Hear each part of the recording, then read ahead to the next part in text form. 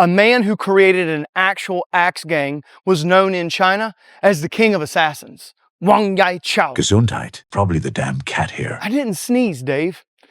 In this video, we're talking about the cold steel axe gang hatchet. It's to kind of commemorate the axe gang.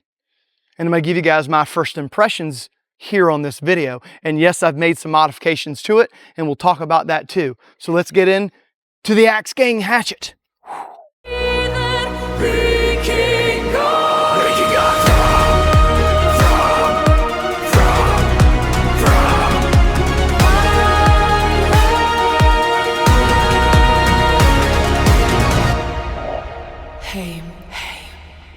So this video was supposed to be one of those mystery unboxings where somebody out there, one of you guys, a member of the channel, sends me an axe and I don't look at it and I don't know what's coming and I kind of open it and take a look at it on camera and give you guys my first impressions. Well, I kind of filmed that already, about a quarter of it. And I decided to do this video instead because I really like the history on this axe. I knew about it as soon as I opened the box. I knew what axe it was. I've dealt with it before, not throwing wise, but I have experience with it, doing research on it and stuff. And I just thought that this video would do better. So that's what we're doing. And Daniel, thank you so much for sending us the axe gang hatchet. It's going to be a lot of fun to do this video with and then come back for part 2 when I test the heck out of it and I tell you guys how well it flies up close, throwing it hard and throwing it for distance. Now, before we get into the hatchet, I like to bring you guys a drink every once in a while, and I've got the Super Volcano sauce. 9.5 alcohol by volume. It is a sour ale, but check this out, guys. Brewed with blackberries, blueberries, milk, sugar, and vanilla. Be careful. I bet a witch made that. The sour taste hides the magic. Yeah, I agree with you, Dave. This may not go well. This may not go well, but we're going to see. If he turns into a donkey, no one panic. I have spells and incantations I can perform to fix him. Not bad. Not bad if you like sour things. I'm not a huge fan of like candy, sour candy or anything like that, but it kind of tastes like maybe like a sour Jolly Rancher. I don't taste the milk in it at all.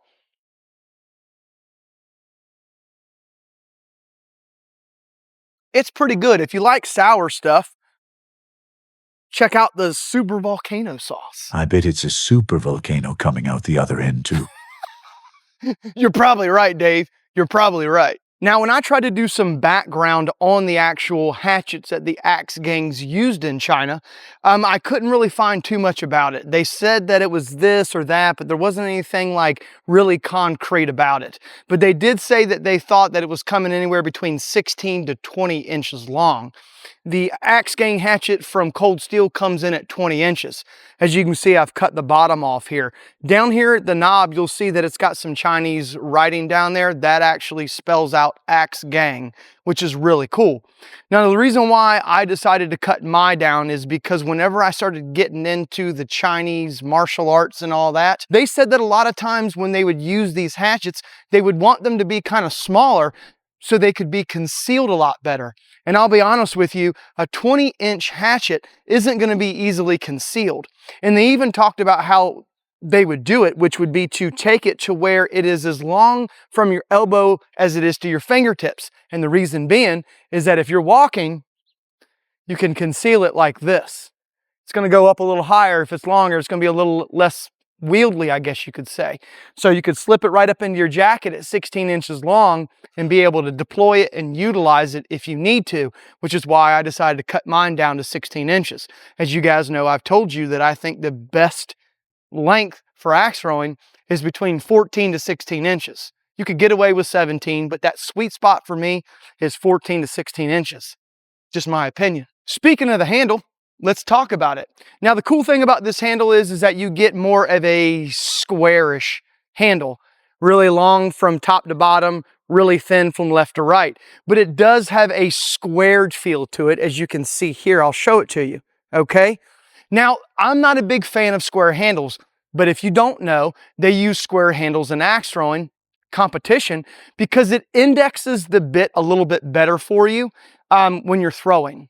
I will say that. It tends to fly a little bit better in the air.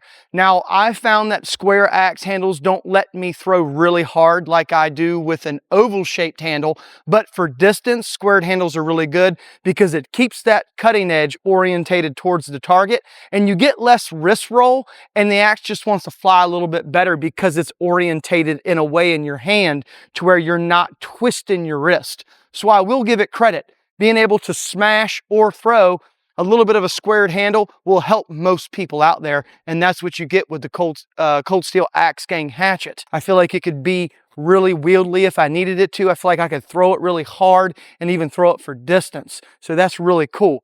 Getting into the axe head, as you can see here, I put a pretty decent shine on my bit. I figured, why not? If I was going to join an axe gang, I want it to be flashy, as you can tell by the colors. Cool thing about this cutting edge on here is that it has a traditional axe head or hatchet look, but I do like the way that the toe swoops up. If you wanted to stab, you could with it, which is something that I read about with the Axe Gang hatchets, a tactic that's employed in Kung Fu as well. I'm not a Kung Fu master. Would you like for me to show you why they call me the Kung Fu Panda? Shut up, Dave. You don't know anything about Kung Fu. Dragon Strike. And it just works out really well for axe throwing. This is a typical design you'll see in some of your hardware store axe heads you do. But the difference between those and this one is, guys, check out the cheeks and the bit on this thing. Holy mackerel, they're thin. And I'm talking thin all the way back to here. So I'm thinking you could get a lot of penetration with this if you throw it hard. Even not throwing it hard, you probably would get penetration probably up to here. You could sink this thing at 1.25 inches to 1.5 inches throwing it slow, I guarantee it. But we'll find out in the second video.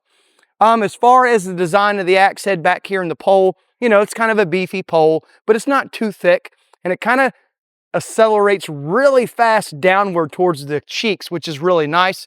That'll give you a nice rotation in the air, I think. Talk about the hafting job. As you can see there, they cut it flush. Not a big fan of that. You guys know when I haft my axes, I like to leave the handle high and splay it over. It works really well for axe throwing for knob strikes and eye strikes. But this one could hold up, I don't know. We'll have to throw it and find out. I will say that the cutting edge that came on it was extremely dull, but the cheeks and bit design were actually really nice.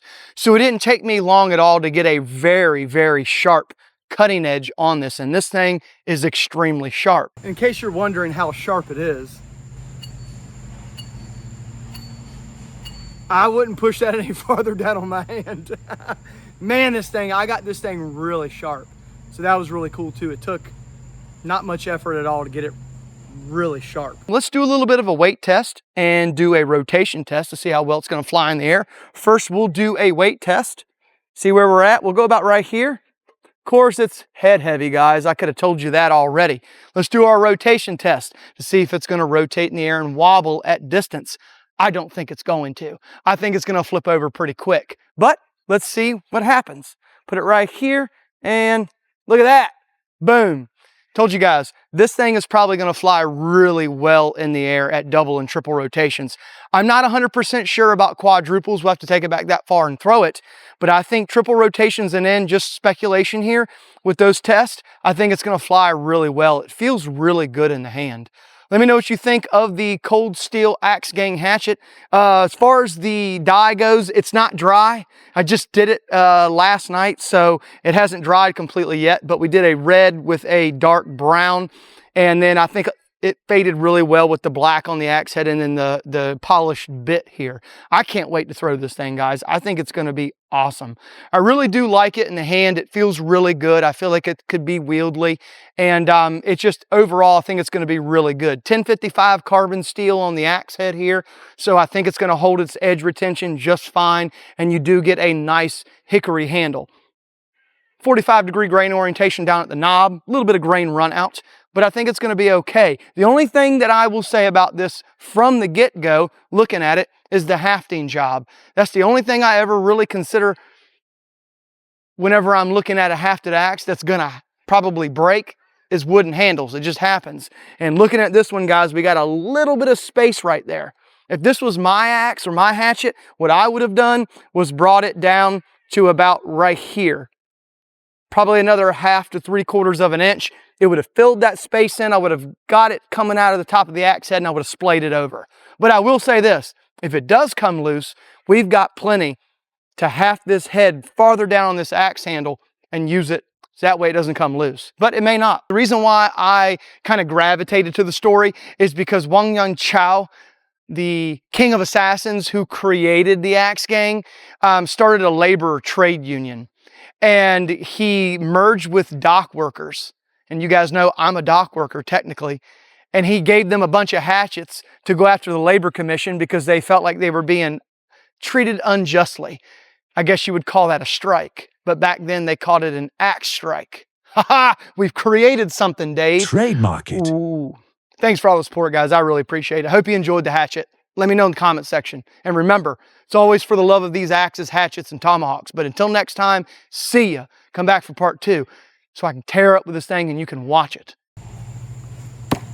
Oh, very first throw with it. Man, I can't wait to throw that. That 4-inch cutting edge gives you a huge cutting edge to smash into the target for axe throwing. Oh, I can't wait to throw it.